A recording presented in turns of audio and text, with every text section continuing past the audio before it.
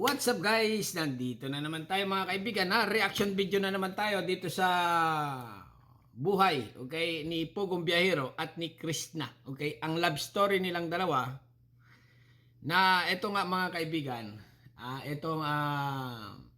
si Pugong Biyahero at ni Krishna ay marami ang nagtatanong, kamusta na ang kanilang pagmamahalan?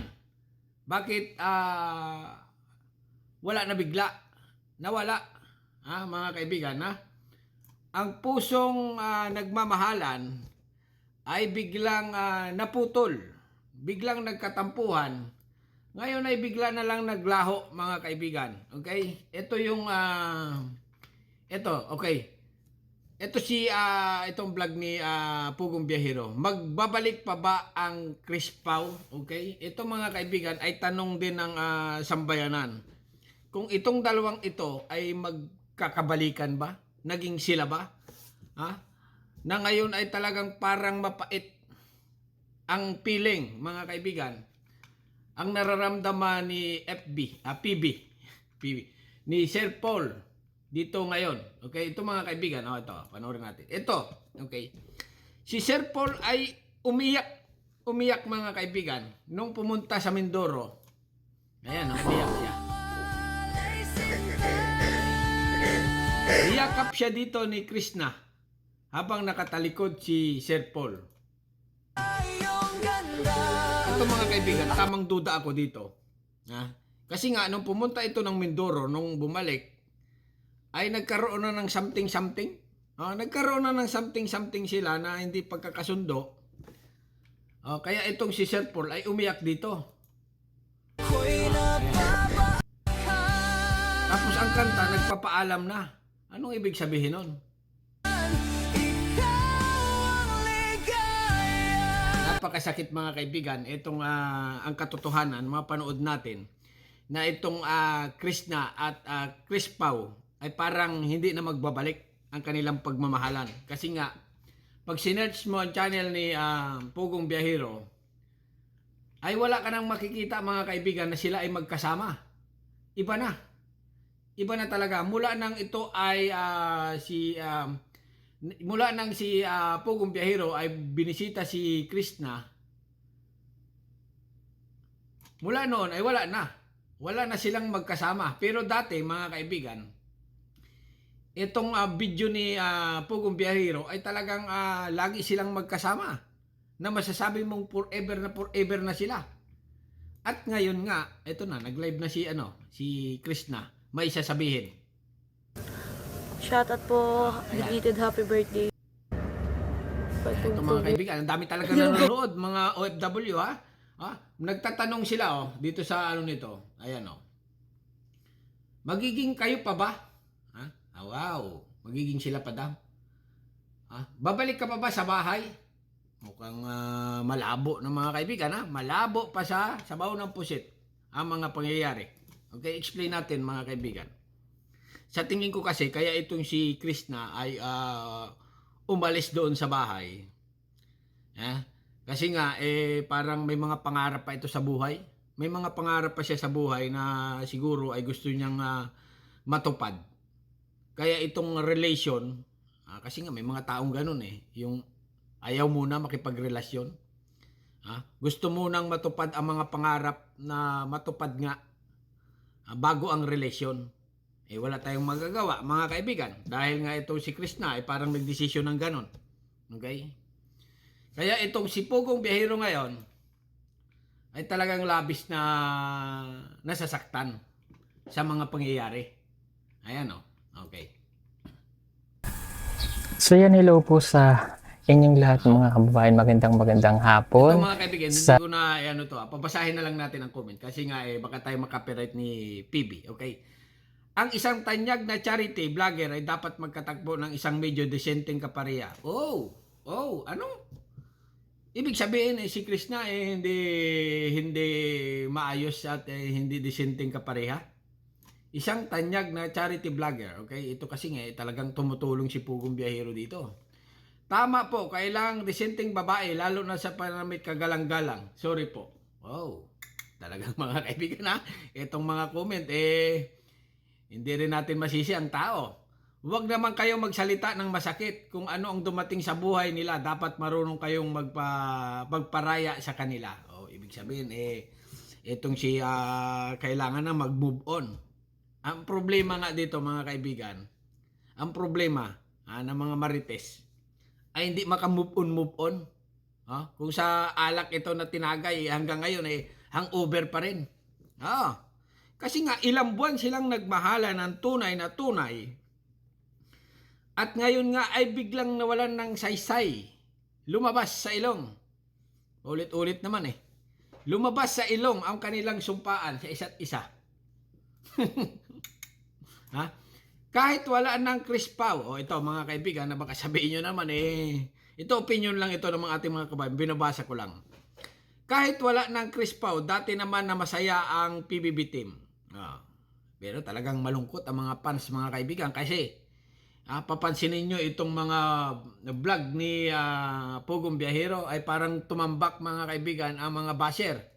Kasi nga parang anong nangyayari parang itong si babae at lalaki na lang itong si babae ay nagtampo. Okay? Nagtampo. Ngayon, parang hindi na sinuyo or sinuyo lang man kaunti lang. Hindi naramdaman ang pagsuyo. Parang ganun Ngayon, natuluyan. Kasi nga, hindi mo sinuyo. Ayan. Lalong nawala. Kasi nga, mga kaibigan, kung mahal mo ang isang tao, dapat susuyuin mo yan. Bigyan mo ng bulaklak, mag-sorry ka, chocolate, pampahubag loob. Di ba? Medyo bitin mga kaibigan ang ginawa ni Pugong Biyahero, parang pinaubaya na niya, ganon. Sige, kung gusto mo, ayaw mo, ganyan, bahala ka na nga sa buhay mo, hindi na kita susuyuin. Kaya medyo dumami ang mga basher. Kaya itong vlog niya nito, medyo talagang tinatambakan ng basher. Wala na yan sa desente ang pilian. Marami ding desente ka dapat na mga desente. Okay? Wala na daw. Kahit walang crispaw, nakasubaybay na ako sa iyo, Sir Paul. Tama mga kaibigan. Ako rin, laging nanonood dito kay Pugong Biyahero. Kasi nga natutuwa ako dahil sa kanya, maraming natutulungan, mga taga-bundok, malalayong lugar, napupuntahan niya. Hatid siya ng tulong. Yan ang gusto ng mga OFW or mga kapwa natin Pilipino na tumutulong yung isang vlogger. Talagang tunay. Okay, tunay ang pagtulong. Hindi katulad ng ibang vlogger, sa social media lang magaling ang pagtulong. Dito kasi si Pugong Biyahero ay talagang tumutulong.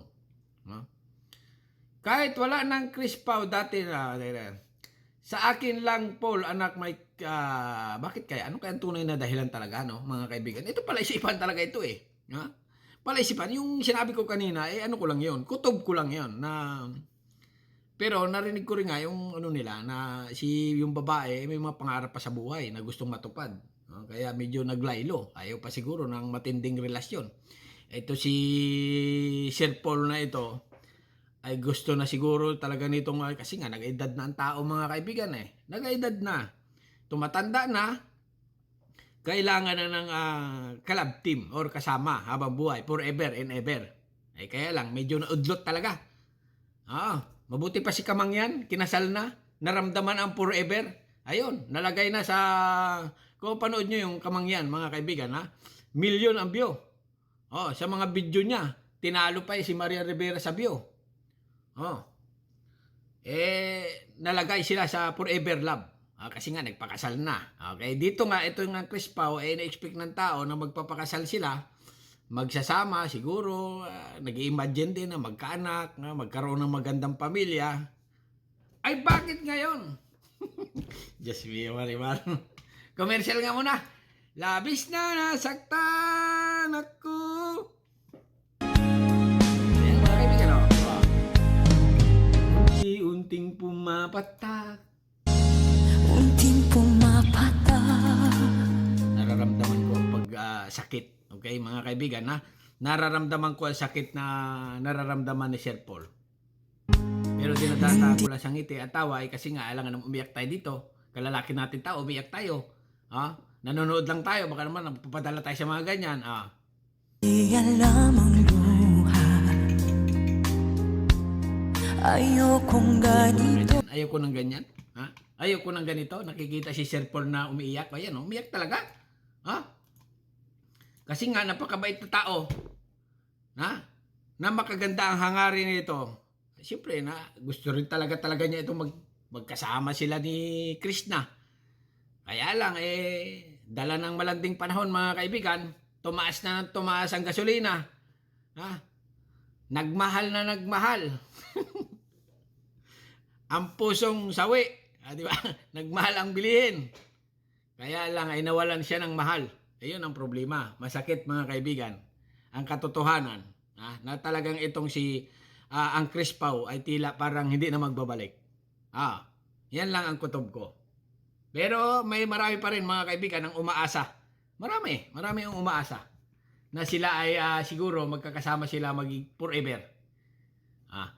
Alam mo, Sir Paul, babasahin na ulit natin, mga kaibigan, alam mo, Sir Paul, pabor lang po ang against sa Chris Pau. Mas gusto namin yung dating hindi iyon ang may drama pa. Ibig sabihin, dito, mga kaibigan, gusto ng mga ibang, kaya binabas siya, gusto nila yung pagtulong lang ng pagtulong ang ginagawa ni Sir Paul. Okay? Ayaw nila ng love story kasi nga kinikilig daw sila.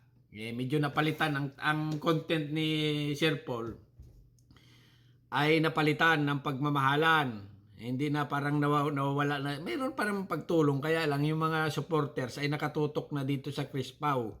Ganon, parang medyo umiba. Okay? Gaya po ng sinabi ko mula noon hanggang ngayon, kayo lang ang idol ko. Wow! Ito talaga solid. Hindi masabing look liquid itong mga message na ito. Okay? Tagos sa damdamin ng isang taong makakabasa or makakarinig ng ganito na talagang may mga tagahanga na ganito. Okay? Tagos daw. Sir Paul, wala pa ang Chris Pau, nakapollow na ako sa inyo. Okay? Yan, mga kaibigan. Yan talagang nag-idolize kay Sir Paul. Good evening, Pogong Biyahero, Sir Paul. My God bless you always and every team. Keep safe always. God bless. Good evening, Sir Paul. Hay, nakakalungkot naman. Nakakalungkot daw, mga kaibigan. Ang mga nangyari. Nawala na ang Chris Pau. Oh my gulay, anak ni Janice. Labis na nasaktan ako sa mga alaala. Iisip ko lang, ano kaya ginagawa ni ngayon? Bagong kasal ni Kamangyan. Ay, siguro busy. Kasi nga mga Kamangyan, vlog ni yun okay? Bigatin, mga kaibigan, ang ninong at ninang ni Kamangyan. Kung napanood nyo, alam ko napanood nyo na kasi pumalo ng 137 million view sa Facebook. Ilan ba ang populasyon ng Pilipino sa 100 million plus? Parang nanood na lahat ng mga Pinoy doon kay kay Kamangyan ini-expect ko pa naman dito na itong itong si Pugong Biyahero at Chris Pau ay mapupunta sa simbahan. Yung ibig sabihin na i-expect ng mga tao rin na siguro pagdating ng araw ay itong dalawa ikakasal in grande at ang mga mininong dito ay bigatin. Ninong, siyempre sikat ito kilalang kilala, ay ina-idol ng mga dami. Mabait ang ugali. Kaya lang talagang wala tayong magagawa. Tamang marites lang tayo dito sa mga ito. Pero inuulit ko, mga kaibigan, reaction video lang ito. Katulad nyo, nakikinig din, nanonood kayo sa mga reaction ng mga iba-ibang vlogger, ay siyempre reaction lang. Okay? Basahin pa natin. Good evening, Sir Paul. Ingat po kayo. God bless. Mas mabuti pang walang Chris Paul, Sir Paul, para tahimik na ang lahat. Ganon. Ibig sabihin yung nag-message, mas magaling pa daw ang para tahimik na ang lahat. Ibig sabihin, ang bilis niyang makamove on.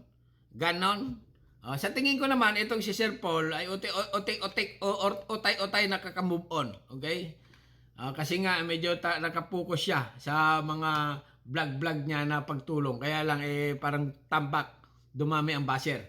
Kasi nga, hangover pa rin or hindi pa makamove on. Ang alamat ng puno ng kakao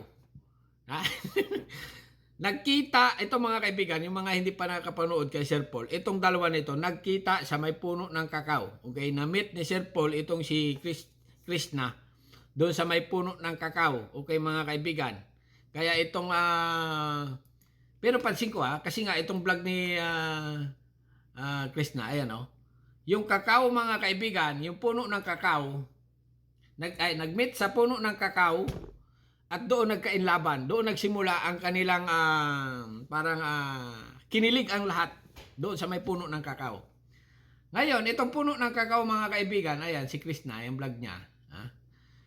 Yung puno ng kakao ay namunga na. Namitas na siya yan Makita siya sa puno. Hinog na ang kakao. Ayan. Christian na. Pinuputi na ni Krishna ang kakao na doon sila nagpangita nung araw. Talagang, pero sana sana ay magkabalikan itong dalawa. Magkabalikan. Hindi man ngayon, baka bukas. Hindi man bukas, baka sa isang araw. Or pagdating ng 10 years ago. Matanda na, Huwag naman 10 years, grabe naman. Baka kulubot na ang dapat kumulubot. Okay, hanggang dito na lang mga kaibigan. Nulit ko, reaction video lang ito dito kay Pugong Biyahero about dito sa relation nila. Na ayun na nga, ang tanong, Po sa inyo. magbabalikan pa ba sila? Ayan magbabalik pa ba ang Chris Pau? Tingin ko? Tingnan nyo na lang sa susunod na vlog ko. Okay, hanggang dito na lang. At subscribe my channel. Don't forget, comment. Bye-bye. Thank you.